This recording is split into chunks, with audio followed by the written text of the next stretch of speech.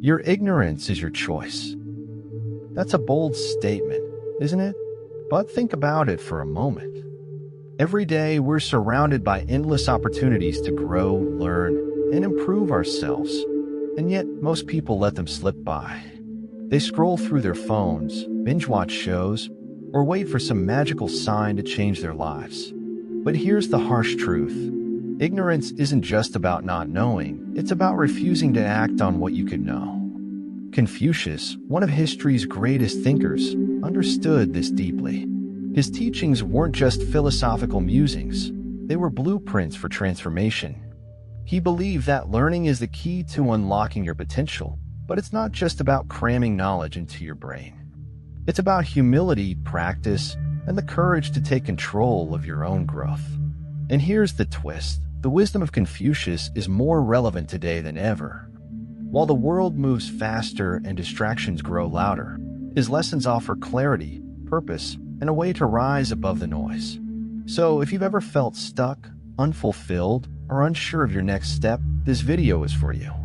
Stick with me as we dive into the timeless lessons of Confucius that can change how you approach life, starting right now.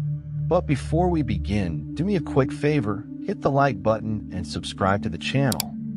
That way you won't miss any future insights that can help you grow into your best self.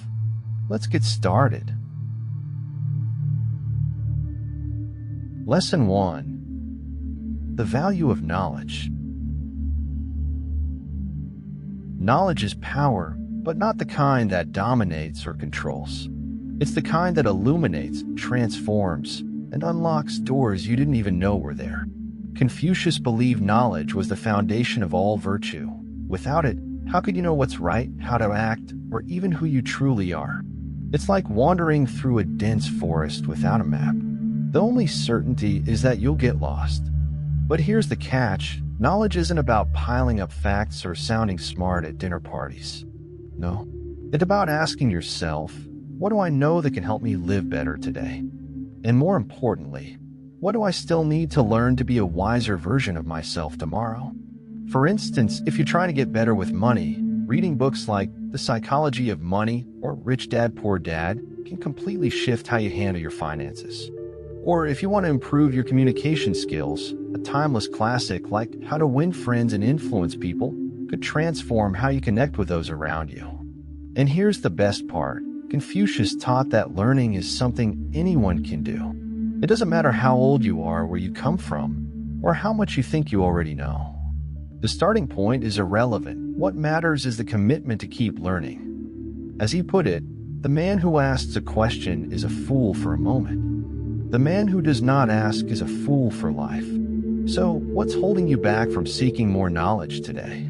It could be as simple as watching an inspiring TED Talk or as ambitious as enrolling in that course you've been procrastinating on. Whatever it is, remember, the more you learn, the more you realize how much there is still to discover. But if knowledge is so valuable, how do you turn it into something truly meaningful? That brings us to a vital point Confucius emphasized. Lesson 2. Humility and learning. Here's a truth that hits harder the older you get. You don't know everything. And guess what? That's okay. In fact, according to Confucius, admitting what you don't know is the first step toward true wisdom. He believed that humility and learning is what separates those who grow from those who stay stuck. Pride, on the other hand, it's like a wall blocking you from progress. Think about it. How often do people let their egos get in the way of learning something new? Maybe it's not asking a question in class because they're afraid of looking dumb, or dismissing advice from someone younger because, well, what could they possibly know? But Confucius would argue that every person, yes, every single one, has something to teach you. A child can remind you of curiosity. A stranger can give you a fresh perspective. Even criticism, if you're open to it, can become a lesson. For example, let's say you're starting a new hobby like photography. Instead of pretending you've got it all figured out, why not ask a seasoned photographer for tips? Or join a local photography club where you can learn from others' experiences. The key is to approach every situation like a student, ready to absorb. Confucius once said, "When you see a good person, think of becoming like them. When you see someone not so good, reflect on your own weaknesses." This is the essence of humility, not comparing yourself to others, but using every encounter as a mirror to refine yourself. So, the next time someone offers advice, pause before brushing it off. Ask yourself, what can I learn from this person or situation? Because humility isn't about thinking less of yourself, it's about recognizing there's always room to grow. And as you embrace this mindset, you might start wondering, how do you put all this newfound knowledge and humility into action? Well, that's where practice comes in. Lesson 3. Constant practice. Knowledge without action is like having a treasure chest but never opening it. Confucius didn't just believe in learning, he believed in doing again and again until it becomes second nature. Practice isn't just about repetition, it's about refining who you are with every step forward. Think about it like learning to play an instrument. You don't become a pianist by reading about piano techniques or watching tutorials. You sit down, make mistakes, and hit the wrong keys until your fingers know the melody by heart. Confucius saw life the same way. You don't become virtuous or wise just by understanding concepts. You live them daily. Let's take kindness as an example.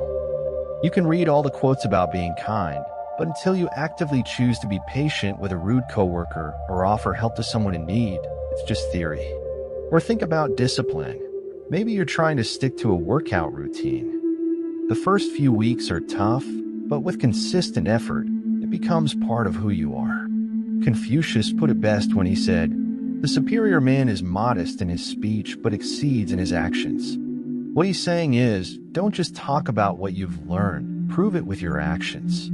Every small act of practice moves you closer to mastery. So, what's one thing you've been wanting to improve? Whether it's becoming more disciplined, patient, or confident, the secret is to start practicing today. Choose one small action and commit to doing it daily. Remember, perfection isn't the goal, progress is. But as you practice, you might wonder, is there a finish line, a point where you've made it? Confucius would say no, because the pursuit of excellence never ends. And that leads us to the next crucial lesson. Lesson 4. The pursuit of excellence. What does excellence look like to you? Is it a career achievement, a personal milestone, or just being a better version of yourself each day? For Confucius, excellence wasn't a destination, it was a lifelong journey. He believed that striving for excellence wasn't about perfection, it was about constant growth and the commitment to do better, no matter where you start. Here's the thing, excellence doesn't mean competing with others. It's about competing with yourself, pushing past yesterday's limits. Confucius taught that every day offers a new chance to polish your character and refine your skills. It's not about winning, it's about improving. Take athletes, for example. A marathon runner doesn't train to beat everyone else, they train to beat their last time. Excellence is about setting personal goals, like waking up earlier to have more productive mornings or dedicating 30 minutes daily to learning a new language. And guess what?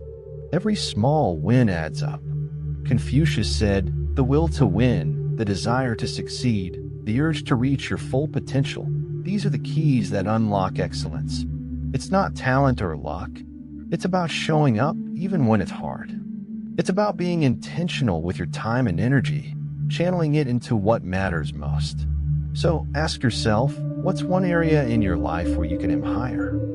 Maybe it's improving your relationships by communicating better. Or perhaps it's advancing your career by learning a skill that sets you apart. Whatever it is, take one step toward it today. Excellence isn't achieved overnight. It's built brick by brick with patience and persistence. But here's the thing, while pursuing excellence, you'll realize something critical. You can't rely on others to push you forward. That brings us to our next lesson. Lesson 5. The importance of self-reliance. If there's one thing Confucius wanted you to understand, it's this: you are your greatest resource. While teachers, mentors, and friends can guide you, no one can walk the path for you. Self-reliance isn't about isolation. It's about owning your growth and realizing that the most important work starts within. Confucius believed that leaning too much on others leads to stagnation. Why? Because you're handing over control of your progress. Instead, he taught that true strength comes from developing your own skills, wisdom, and resilience. Think about it. How many times have you waited for someone else to fix a problem or give you permission to take the next step? What if you decided to take charge instead? For instance, if you want to advance in your career, don't wait for your boss to suggest a promotion. Take the initiative, enroll in courses, learn new tools, and prove your worth. Or if you're working on personal growth, don't depend solely on external validation. Start journaling your goals, tracking your progress, and celebrating your wins privately. These are small but powerful steps that build self-reliance. Confucius captured this beautifully when he said, "He who depends on himself will attain the greatest happiness." It's not about doing everything alone. It's about having the courage to bet on yourself, even when others doubt you. And here's a reality check. Self-reliance doesn't mean you won't face challenges. It means you'll have the tools and mindset to overcome them. So, where in your life can you take back control? Maybe it's your health, your relationships, or even your mindset. Whatever it is, start small and let your confidence grow with every step. But self-reliance is only the beginning. To truly thrive, you also need a clear vision of where you're headed. And that leads us to the next crucial lesson. Lesson 6. Learning from mistakes. Mistakes. They sting, don't they? But here's the truth Confucius knew long before the world started preaching about failing forward. Your mistakes are your greatest teachers. Each one carries a lesson if you're willing to listen. Confucius didn't see mistakes as the end of the road. He saw them as stepping stones. He taught that every error, no matter how painful or embarrassing, is an opportunity to reflect and refine. Think about it. How many of life's most valuable lessons come from smooth sailing? Almost none. It's the failures, the stumbles, and the oops moments that show you what needs improvement. For example, let's say you bombed a presentation at work. Instead of letting that failure crush you, take a step back and analyze it. Did you skip preparation? Was your delivery off? Could you work on your storytelling? Use that insight to ace the next one. Or maybe you've had a falling out with a friend. What if, instead of pointing fingers, you took a moment to ask, what could I have done differently? Confucius once said, "Our greatest glory is not in never falling, but in rising every time we fall." It's not about avoiding mistakes. It's about embracing them, learning from them, and coming back stronger. Mistakes are inevitable. Growth is optional. So, what's one mistake you've made recently? Instead of brushing it aside, dig into it. Write down what went wrong, what you learned, and what you'll do differently next time. Treat your mistakes as a personal feedback loop, one that's designed to make you better. And here's the kicker. The more you embrace mistakes, the more confident you'll feel about taking risks. But as you learn from your stumbles, you'll also realize the value of having mentors and guides along the way. That's where our next lesson comes in. Lesson 7. The role of mentors and guides. No one makes it alone. Even the most self-reliant among us need guidance, and Confucius knew this better than anyone. He often spoke about the importance of learning from others, particularly those who have walked the path before us. Mentors aren't just there to teach. They're there to challenge, inspire, and help you see what you can't see for yourself. Think about this. Have you ever tried navigating a city without a map or GPS? Sure, you'll eventually get somewhere, but it'll take twice as long, and you'll likely end up frustrated. That's what life is like without mentors. They've been where you want to go, and they can point out the pitfalls and shortcuts along the way. Confucius put simply, by 3 methods we may learn wisdom. First, by reflection, which is noblest. Second, by imitation, which is easiest. And third, by experience, which is the bitterest. Mentors help you avoid some of that bitterness by sharing their experiences, so you don't have to learn everything the hard way. For example, if you're trying to grow a business, having a mentor who's already succeeded in your field can save you years of trial and error. They might recommend books like The Lean Startup or Good to Great, or even share personal insights that aren't written in any book. Or if you're working on personal development, mentors can help you see your blind spots, whether it's a friend, coach, or even a wise author whose work resonates with you. But here's the thing, mentorship is a two-way street. It requires humility, remember lesson 2, and a willingness to ask for help. So think about it, who in your life could be a mentor? And if you don't have one yet, where can you find one? Look to your network, join a community, or even start with books written by those you admire. As you seek guidance, you'll realize something powerful. The knowledge and wisdom you gain aren't just for you. They're meant to be shared and used to impact others. And that's where our final lesson leads. Lesson 8. Transformation through knowledge. Knowledge isn't just about filling your mind with facts. It's about transformation. Confucius believed that what you know should change who you are, and through you, it should change the world.